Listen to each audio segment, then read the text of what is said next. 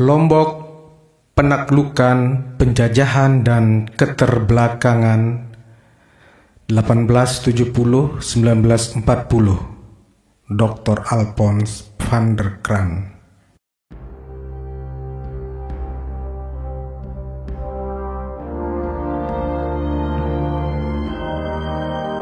Sebelum kedatangan orang-orang Eropa di Asia Tenggara Kepulauan, terdapat susunan kehidupan yang sangat beraneka ragam yang terdiri dari negara-negara besar dan kecil, suku-suku dan masyarakat-masyarakat yang berada pada tingkat-tingkat perkembangan ekonomi, sosial dan politik yang berbeda-beda dan mempunyai bahasa-bahasa dan kebudayaan-kebudayaan yang sangat berlainan, meskipun satu sama lain saling berkaitan.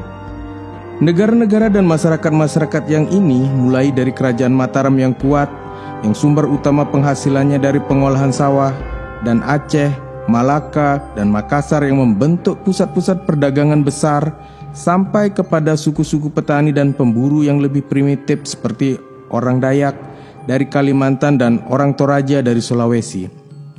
Selama zaman penjajahan itu, negara-negara, suku-suku, dan masyarakat-masyarakat yang jumlahnya sangat besar dan beraneka ragam ini sebagian besar melalui kegiatan-kegiatan Belanda, Inggris, dan Spanyol telah terpatrikan bersama-sama menjadi kesatuan-kesatuan pemerintahan dan politik yang sekarang dikenal sebagai Indonesia, Malaysia, dan Filipina.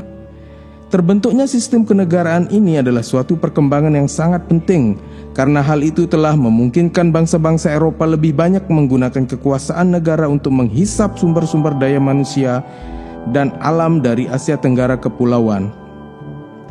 Buruk bagi rakyat-rakyat Asia Tenggara Kepulauan untuk waktu yang lama. Penelitian ini memusatkan perhatian pada daerah Bali yang terdiri dari Pulau Bali dan Lombok, yang dalam arti politik sudah memenuhi persyaratan suatu negara.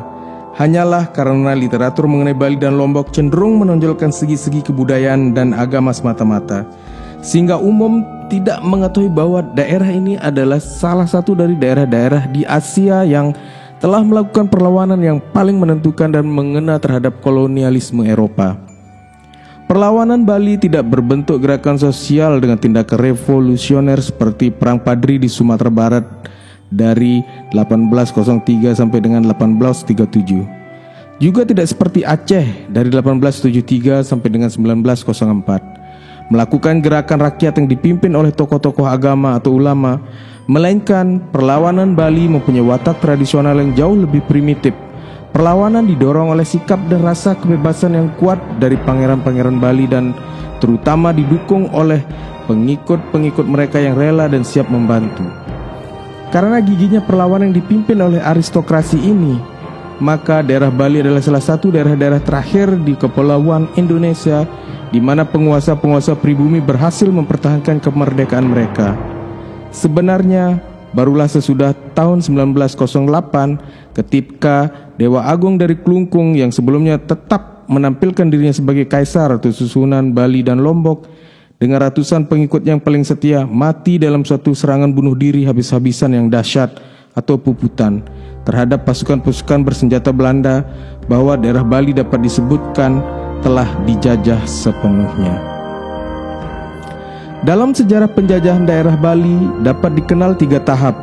Tahap pertama mulai dalam tahun 1820-an ketika kolonialisme Belanda belum melampaui sifat perdagangannya. Sebagian didorong oleh kekhawatiran Belanda terhadap persaingan Inggris dan sebagian lagi oleh keinginan untuk memperoleh keuntungan perniagaan yang lebih besar. Maka pemerintah Hindia Belanda meningkatkan upayanya untuk memperoleh kekuasaan politik menentukan.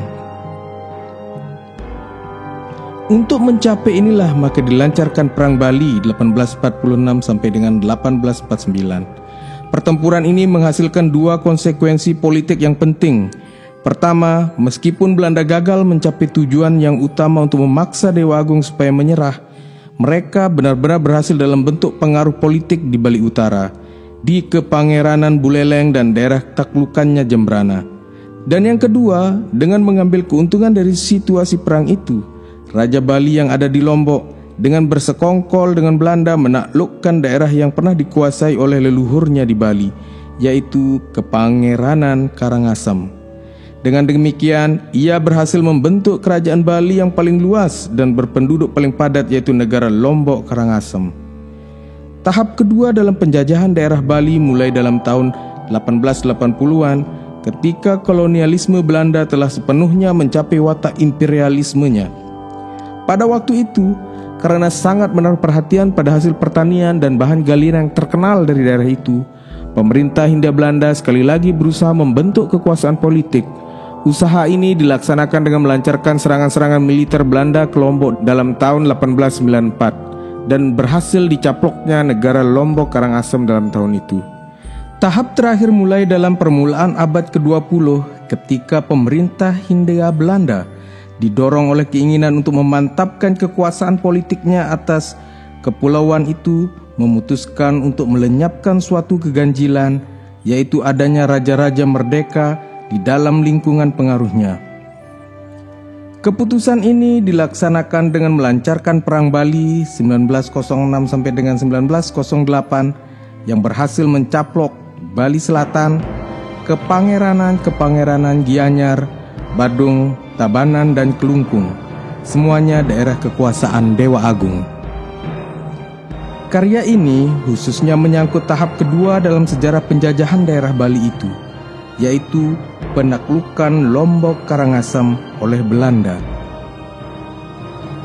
Susunan sosiopolitik dalam mana penaklukan itu terjadi dan perlawanan yang ditimbulkannya. Bersamaan dengan penyuguhan fokus utama dari penelitian ini, penempatan persoalan pokok dalam konteks sejarahnya yang tepat juga diusahakan. Ini berarti bahwa perkembangan Lombok Karangasem ditelusuri mulai dari statusnya sebagai sebuah kerajaan Bali merdeka, melalui proses penjajahan sampai kepada meleburnya ke dalam kerajaan Hindia Belanda. Pendekatan secara evolusioner ini memperoleh manfaat dari penyuguhan perbandingan antara satu negara Indonesia tradisional dan daerah yang sama di bawah kekuasaan kolonial Belanda.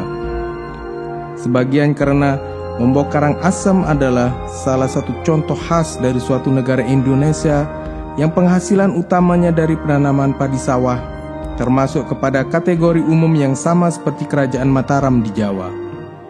Dan sebagian lagi karena pemerintah kolonial itu adalah merupakan wakil kekuasaan Belanda di seluruh daerah pertanian, maka perbandingan ini menjadi relevan, tidak saja bagi Lombok Karangasem saja, melainkan juga bagi sejarah Indonesia secara keseluruhan. Penelitian ini memusatkan perhatian pada masa mulai dari 1870 sampai dengan 1940. Tahun-tahun ini melukiskan suatu era yang jelas dalam sejarah Lombok Karangasem. Sekitar 1870, Ratu Agung-Agung Ngurah Karangasem yang kiranya telah ditakdirkan menjadi yang terakhir dari Raja-Raja Bali naik tahta, sementara dalam tahun 1940 zaman kolonial Belanda sudah mendekati ajalnya. Selama 7 dasawarsa itu berturut-turut telah terjadi berkembangnya negara Lombok Karangasem, pemberontakan yang meluas terhadap kekuasaan Bali oleh masyarakat Sasak, Lombok Timur, campur tangan pemerintah Hindia Belanda dalam perselisihan ini, perlawanan bersenjata oleh rakyat Bali yang mengakibatkan kekalahan ekspedisi militer Belanda dalam serangannya yang pertama, pembentukan kekuasaan Belanda dan timbulnya pertentangan antara pemerintah Hindia Belanda dengan kelompok-kelompok penduduk Sasak Timur, dan akhirnya suatu masa kekuasaan Belanda yang bercirikan kegelisahan terpendam dari para petani. Pokok-pokok sejarah ini diuraikan dan dianalisa dengan cara menjawab 7 pertanyaan sebagai berikut. 1. Apakah hakikat kekuasaan Bali atas Lombok? 2. Mengapa masyarakat Sasak dari Lombok Timur bangkit memberontak? 3. Mengapa Belanda berbalik menyerang Lombok Karangasem? 4. Mengapa rakyat Bali memilih perjuangan bersenjata yang tidak seimbang? 5. Mengapa Sasak Timur terus memberontak sampai tahun-tahun pertama kekuasaan Belanda itu? 6. Apakah sebab-sebab menurunnya tingkat kesejahteraan dalam zaman kolonial itu? 7. Apakah watak perlawanan anti-kolonial dari petani itu? Penelitian untuk buku ini dimungkinkan oleh bantuan Commonwealth Scholarship dan Fellowship Plan dan dilakukan di The Archiven, Hultdepot, Binnenlandszaken, Schaarbergen, The Archiven Binnenlandszaken, The Hague, The Algemeen Rijksarchief, The Hague, The Koninklijke Instituut voor Taal, Land and Volkenkunde, Leiden, The Institute for the Tropen, Amsterdam, Arsip Nasional Jakarta, The Koninklijke Bibliotheek, The Hague, The Bibliotheek Universiteit van Amsterdam, the Bibliotheek University van Leiden, the Library of the Australian National University, and the National Library of Australia, Canberra. Saya menyatakan terima kasih kepada semua lembaga ini atas bantuan mereka, dan terutama kepada Archiven Hultdepot, the Archiven Binnenlandszaken, dan The Koninklijke Instituut, di mana sebagian besar penelitian ini dilakukan. Saya sangat berterima kasih kepada Anthony Reid yang dengan sabar memberikan nasihat dan dorongan yang meyakinkan. Saya juga berterima kasih kepada Gavan Dawes, Lance Castle, David Marr, Jim Warren, Akira Oki, dan Bob Rees atas bantuan dan nasihat mereka.